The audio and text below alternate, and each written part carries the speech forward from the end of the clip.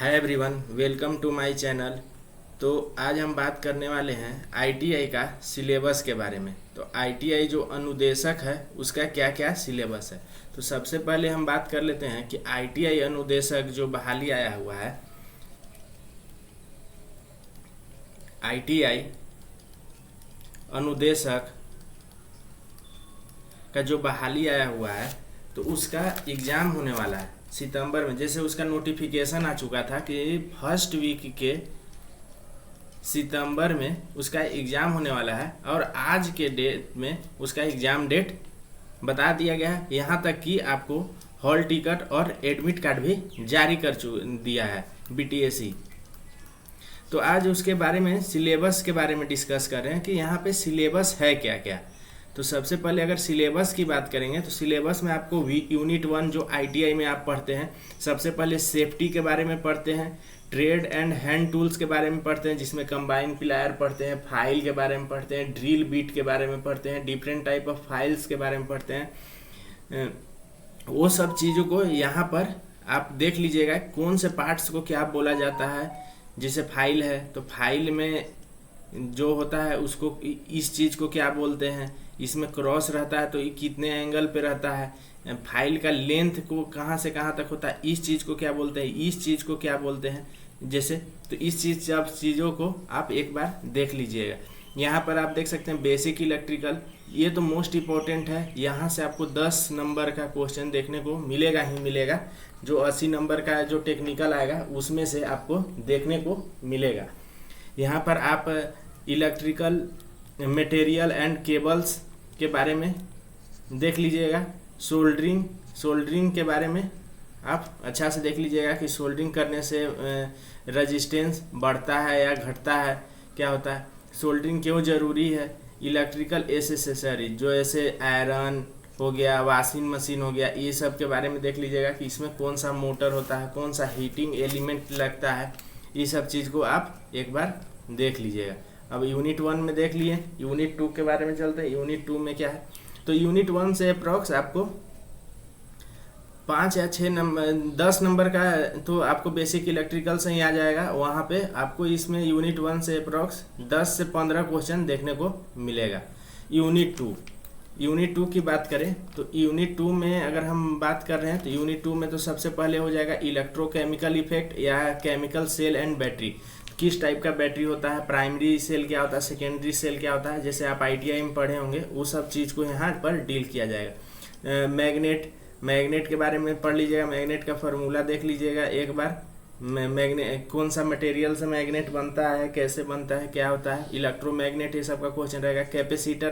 Capacitor का देख लीजिएगा एक बार, कैपेसिटर सीरीज कैपेसिटर फार्मूला देख लीजिएगा एक बार। पैरेलल का देख लीजिएगा कैपेसिटर में डीसी देने पे क्या होता है, एसी देने में क्या होता है। जैसे एसी फंडामेंटल, आरएलसी सर्किट देख लीजिएगा एक बार, आरएलसी पैरेलल में देख लीजिएगा, आरएलसी का फार्मूला देख लीजिएगा जो VS is equal to root under VR का square plus VL minus VC का स्क्वायर होता है। ये सब फार्मूला आप देख लीजिएगा सीरीज और पैरेलल दोनों में, क्योंकि ये इम्पोर्टेंट है।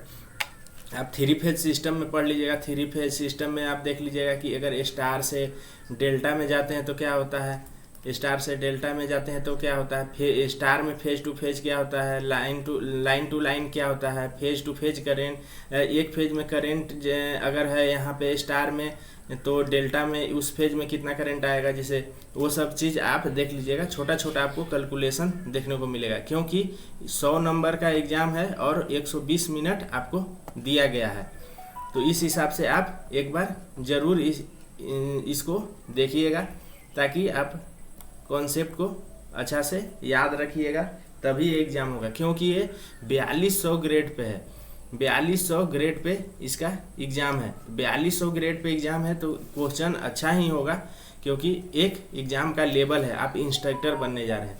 तो यहाँ पर देख सकते हैं basic electrical, semiconductor diode, introduction of bipolar, BJT के बारे में यहाँ पे आप देख सकते हैं।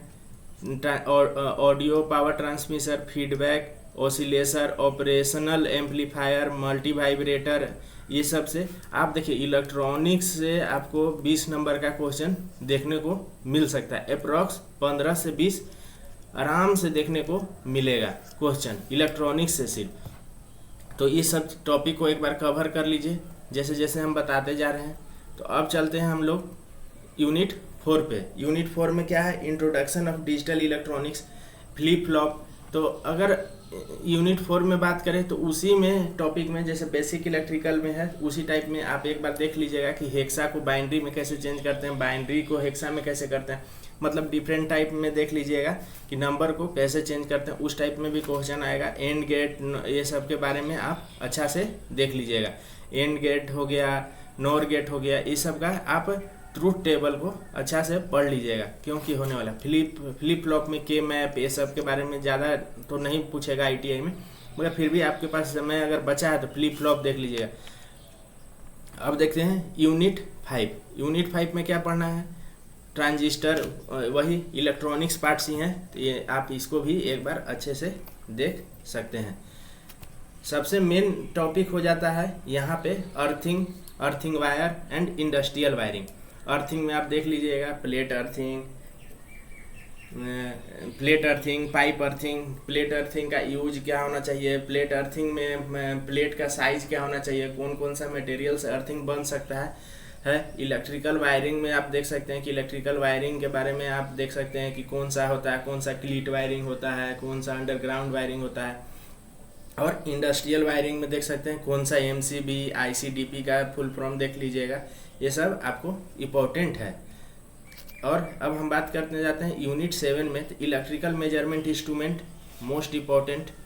इलेक्ट्रिकल मेजरमेंट इंस्ट्रूमेंट आप यहाँ से क्वेश्चन देखने को मिलेगा। इलेक्ट्रिकल के और यहाँ से क्वेश्चन ना आए ऐसा हो नहीं सकता है, तो आप इस चीज़ को देख लीजिए। सीआरओ से भी अच्छा आ सकता है। इल्यूमिनेशन देख लीजिएगा, इल्यूमिनेशन से ज़्यादा नहीं क्वेश्चन आएगा, 1-2 नंबर आ जाए उस बहुत ही अच्छा बात है। इल्यूमिनेशन भी एक हल्का ही सब्जेक्ट है। जनरेशन ऑफ इलेक्ट्रिक एनर्जी इसमें देख लीजिएगा, power, thermal power plant, nuclear power plant, wind mill, solar, ये सब का देख लीजिएगा कौन सा स्टेट में सबसे ज़्यादा है, कौन सबसे बड़ा सोलर पावर प्लांट है, कौन सबसे पहले खोला गया था, ये सब के बारे में पूछ लेगा कि यहाँ पे कौन सा मोटर का यूज होता है न्यूक्लियर पावर प्लांट में।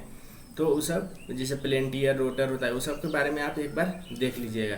ट्रांसमिशन एंड डिस्ट्रीब्यूशन मेन होता है। अब आए इलेक्ट्रिकल के मेन टॉपिक में।